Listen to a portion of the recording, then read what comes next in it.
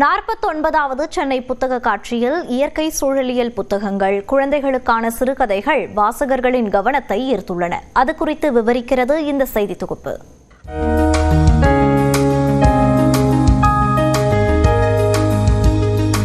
அடுத்த தலைமுறைக்கு ஆற்றல், அறிவு, கல்வியை அறிமுகப்படுத்துவதுதான் ஆகச் சிறந்த பரிசாக இருக்க முடியும்.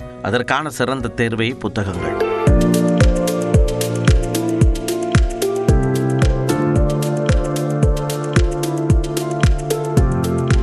சென்னை நந்தனம் OMCA மைதானத்தில் நடைபெற்று வரும் 49வது புத்தக காட்சியில் குழந்தைகளுக்கான புத்தகங்கள் தொடங்கி அரசியல், வரலாறு, இலக்கியம், ஆன்மீகம், சுய முன்னேற்றம், அறிவியல், தொழில்நுட்பம் என லட்சக்கணக்கான புத்தகங்கள் குவிந்து கிடக்கின்றன. அதில் அறிவியலோடு அறநெறியையும் இயற்கை சூழ் விவசாயத்தை இளம் தலைமுறைக்கு கொண்டு செல்லும் முயற்சியில் தொடர்ந்து ஈடுபட்டு வருகிறது இயல்வாகை பதிப்பகம்.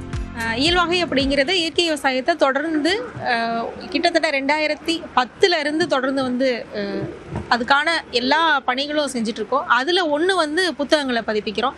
இது போக களப்பணிகளும் நிறைய செய்கிறோம். இயற்கை விவசாயிகளை ஒருங்கிணைத்து சந்தை நடத்துறது, அவங்களுக்கு பயிற்சி அளிக்கிறது, தோட்டங்கள் அமைச்சு தர்றதுன்னு சொல்லிட்டு நிறைய வேலைகளை இத்தனை வருடமாக பண்ணியிருக்கோம்.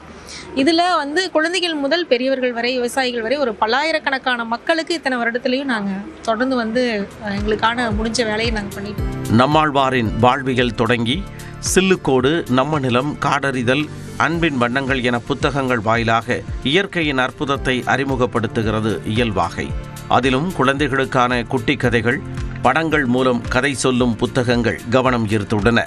இந்த மாதிரி இயற்கை சார்ந்த புத்தகம் கிடைக்கிறது நீங்கள் இதில் அமேசான், ஃப்ளிப்கார்ட்டில் ஆர்டர் பண்ணாலும் கிடைக்கிறது உங்களுக்கு இது கஷ்டம்.